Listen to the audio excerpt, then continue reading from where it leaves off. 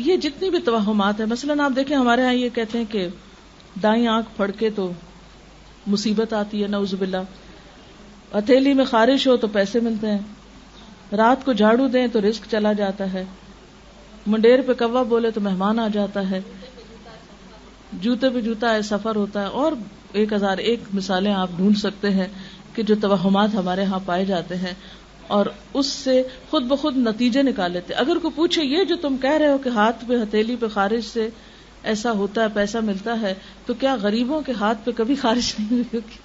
یہ غریبوں کو کبھی خارش کی بیماری نہیں لگی ہوگی؟ یہ سب ہمارے اپنے فتوے ہیں اور یہ جھوٹی باتیں ہیں، ان کی کوئی حقیقت نہیں ہے.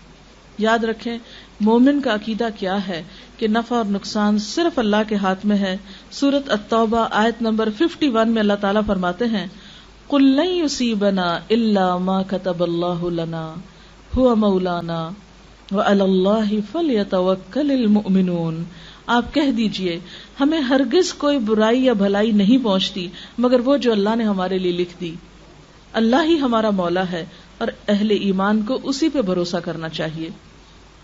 پھر اسی طرح نبی صلی اللہ علیہ وسلم ایک مرتبہ حضرت معاذ کا ہاتھ پکڑ کے فرماتے ہیں یا معاذ واللہ انی احبک، اے معاذ اللہ کی قسم میں تم سے محبت کرتا ہوں. دیکھو میں تمہیں چند کلمات سکھاؤں گا، ہر نماز کے بعد ان کو پڑھنا نہ بھولنا. اور وہ رب اعنی علی ذکرک و شکرک و حسن عبادتک، اللہ میری مدد فرما اپنے ذکر پر، اپنے شکر پر اور خوبصورت عبادت پر. اسی طرح آپ صلی اللہ علیہ وسلم نے ایک اور دعا سکھائی، ہر نماز کے بعد یہ پڑھی جاتی، اللہم لا مانع لما اعطیت ولا معطی لما منعت ولا ينفع ذا الجد منک الجد. اے اللہ نہیں کوئی روک سکتا جو آپ عطا کر دیں، یعنی تو جو دے تو کوئی بھی اس میں رکاوٹ نہیں ڈال سکتا، اور کوئی دے نہیں سکتا جو آپ روک دیں. اگر اللہ کا اذن نہ ہو تو ساری دنیا کے لوگ مل کر بھی فائدہ نہیں دے سکتے.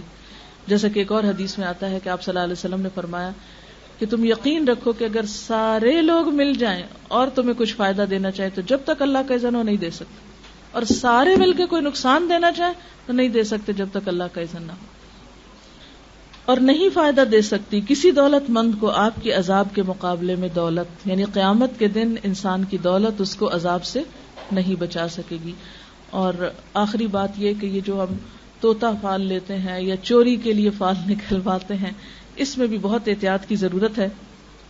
بعض اوقات اگر کسی کی چوری ہو جائے تو لوگ کیا کرتے ہیں کہ امام مسجد یا کسی بھی علم والے سے دیوان حافظ یا گلستان یا قرآن پاک سے فال نکالتے ہیں، اور سچا عقیدہ ان کا ہوتا ہے، وہ مخصوص ورقے کھول کے تو ان کے اندر سے کوئی اندازے لگاتے ہیں کہ اچھا یہ لفظ آ گیا تو اس لفظ سے فلاں کا نام بنتا ہے، اور کون کون ہے تمہارے خاندان میں اس طرح، تو کسی نہ کسی پہ الزام لگا دیا جاتا ہے کہ فلاں چور ہے تمہارے گھر میں. اس کے بارے میں ایک واقعہ ہے کہ ایک شخص پر اسی طرح چوری کا الزام لگا، بڑا ناسمجھ شخص تھا. اس نے جا کے مسجد میں قرآن کا ورقہ بھی پھاڑا اور کہا یہ قرآن بھی جھوٹا اور امام بھی جھوٹا، کیونکہ وہ چور نہیں تھا. اس پہ ناحق الزام، اس نے بھی بہت غلط کیا. لیکن بات یہ ہے کہ اسلام میں چوری معلوم کرنے کا یہ طریقہ بالکل درست نہیں. اس سے کیا ہے، اگر آپ نے کسی پہ ناحق الزام لگایا تو سخت پکڑ ہوگی. اور دوسرا یہ کہ قرآن پاک اس لیے نہیں آیا کہ ہم اس میں سے کسی کی چوری معلوم کریں، وہ ایسے علم دینے کے لیے ہمیں نہیں، وہ تو ذالک الکتاب لا ریب فیہ ھدی للمتقین، یہ کتاب جس میں کوئی شک نہیں، متقیوں کو ہدایت دینے کے لیے آئی ہے، رہنمائی دینے کے لیے آئی ہے، نہ کہ لوگوں کی چوری بتانے کے لیے. اور جہاں تک اس بات کا تعلق ہے نا کہ یہ جو انسان کو ڈر ہوتا ہے کہ کوئی مصیبت نہ آ جائے یا کوئی تکلیف نہ آ جائے، تو اس سے بچنے کے لیے حفاظت کی دعائیں موجود ہیں جو صرف سفر کے مہینے میں نہیں سارا سال پڑھنی چاہیے. صبح و شام کی دعائیں جو ہیں، مسنون اذکار جو ہیں، جس میں اگر باقی دعائیں نہ بھی آتی ہوں تو آیت الکرسی چاروں کل صبح و شام پڑھ کے اپنے پر بچوں پہ دم کر دیں، انشاءاللہ بہت سی حفاظت کے لیے کافی. اسی طرح سورۃ البقرہ کی آخری آیتیں آمن الرسول سے آپ صلی اللہ علیہ وسلم نے فرمایا جو شخص شام کے وقت ان کو پڑھ لیتا ہے وہ رات بھر کے لیے اس کو کافی ہو جاتی، کوئی بلا ولا نہیں اترے گی، کوئی مصیبت. اور یہ جو آخری آیتیں ہیں یہ اتنی خوبصورت آیتیں ہیں کہ آپ صلی اللہ علیہ وسلم نے ایک دفعہ فرمایا کہ آج آسمان کا ایک دروازہ ایسا کھلا ہے کہ جس سے پہلے کبھی نہ کھلا تھا، ایک فرشتہ ایسا اترا ہے جس سے پہلے کبھی نہ اترا تھا. اور وہ ایسی آیتیں لے کر آیا ہے جو آج سے پہلے کسی نبی کو نہیں ملی. اور وہ اللہ تعالیٰ نے زمین و آسمان کی تخلیق سے بھی 2000 سال پہلے لکھی تھی یہ آیتیں. آمن الرسول سے آخر تک عرش کے خاص خزانے سے یہ آیتیں ملی ہیں ہم کو، ہم سے پہلے کسی امت کو نہیں ملی. تو اگر آپ مغرب کے وقت نماز میں ہی مثلاً اس کو پڑھ لیں، عادت بنا لیں، یا کسی بھی وقت رات کو سونے سے پہلے پڑھ لیں، آیت الکرسی پڑھ کے چاروں طرف پھونک دیں، تو انشاءاللہ اللہ کی حفاظت پہ آپ رہیں گے. ورنہ کسی اور کے بس میں حفاظت نہیں ہے کسی کی. ولا یؤودہ حفظہما وہو العلی العظیم. کیوں؟ اس لیے کہ لا تأخذہ سنۃ ولا نوم. نہ اللہ تعالیٰ سوتے ہیں نہ اس کو اونگ آتی. کتنے بھی گارڈ رکھ لیں اونگ آ سکتی، ان کو نقصان پہنچایا جا سکتا، لیکن اللہ تعالیٰ کی ذات کوئی اس تک نہیں پہنچ سکتا. لہذا اصل حفاظت اسی کی حفاظت ہے. اس لیے انسانوں سے بے نیاز ہو کر کوئی انسان آپ کو نقصان نہیں دے سکتا. یاد رکھیں، یقین ہونا چاہیے اور ایمان ہونا چاہیے. اس سے انسان کے اندر اتنا توکل اور اتنی بے خوفی اور اتنا اطمینان آتا ہے کہ کوئی مجھے نقصان نہیں دے سکتا جب تک اللہ نہ چاہے، اور میں اپنے آپ کو اللہ کی حفاظت میں دیتی ہوں. اور اسی طرح آپ کا مال، جان، عزت، ہر چیز اس کے ہاتھ میں.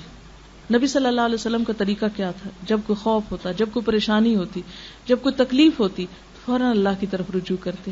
ہمیشہ نماز کے ساتھ مدد مانگتے، جس طرح خود اللہ تعالیٰ نے قرآن پاک میں فرمایا وَاسْتَعِينُوا بِالصَّبْرِ وَالصَّلَاةِ، صبر اور نماز کے ساتھ مدد مانگو.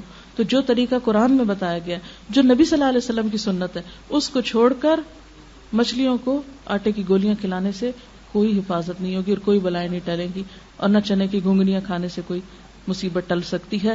یہ سب خرافات ہیں، خود ساختہ چیزیں ہیں، دین ایمان کو نقصان دینے والی ہیں. لہٰذا جو اصل ہے اس کی طرف لوٹیں، اور جو توہمات ہیں ان سے خود کو نکالیں، کیونکہ ان کا سب سے بڑا نقصان یہ ہے کہ انسان کام سے رک جاتا ہے، انسان کے ارادے متزلزل ہو جاتے ہیں، انسان کے اندر سے ڈٹرمنیشن ختم ہو جاتی ہے، یقین اور ول پاور کم ہو جاتی. تو اس لیے ان چیزوں سے بچنا بے حد ضروری. تو اللہ تعالیٰ سے دعا ہے کہ اللہ تعالیٰ ہمیں ہر طرح کے توہمات، بدشگونیوں اور ایسے گمان سے بچائے اور شرک سے بچائے کہ جو انسان کے اعمال کی بربادی کا ذریعہ ہوں. وآخر دعوانا ان الحمد للہ رب العالمین. سبحانک اللہم وبحمدک نشہد ان لا الہ الا انت نستغفرک ونتوب الیک. والسلام علیکم ورحمۃ اللہ وبرکاتہ.